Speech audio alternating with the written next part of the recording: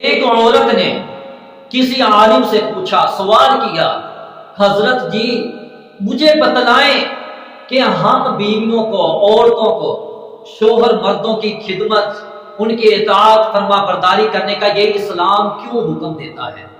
حضرت جی ہمیں بتلائیں کہ ہمیں یہ اسلام اتنا سختی سے پابند کرتا ہے کہ اپنے شوہروں کی فرما برداری کرو، اپنے خاندوں کی اطاعت کرو، ان کا خیال کرو، ان کی خدمت کرو، جبکہ اتنا مردوں کو، ہمارے شوہروں کو اسلام پابند نہیں کرتا کہ مرد عورتوں کی خدمت کرے، ان کی اطاعت فرما برداری کرے۔ حضرت نے کیا جواب دیا؟ عالم نے کیا جواب دیا؟ عالم بولا، اے میری پیاری بیٹی، کتنے بیٹے ہیں آپ کے؟ بولی 3 بیٹے ہیں۔ فرمایا، ارے تجھے سمجھ نہیں آئی؟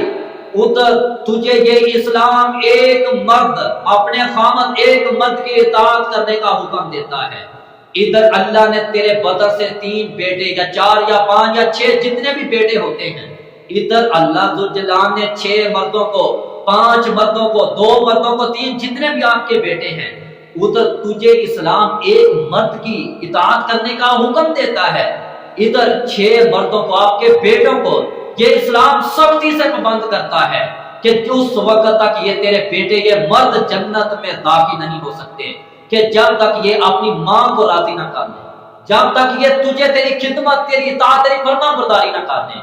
عورت سمجھ گئی، عورت بولی، واہ الحمدللہ، میں اللہ کا شکر ادا کرتی ہوں کہ اللہ نے مجھے ایک مرد کی اطاعت فرما برداری کرنے کا حکم دیا ہے، ادھر میری خدمت میں میرے بیٹوں کو سختی سے پابند کر دیا۔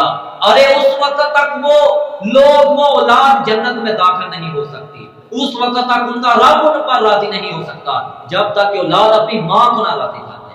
تو اس عورت نے اللہ کا شکر ادا کیا، کہنے لگی اسلام جیسی ایک عظیم نعمت کا میں آج شکر ادا کرتی ہوں۔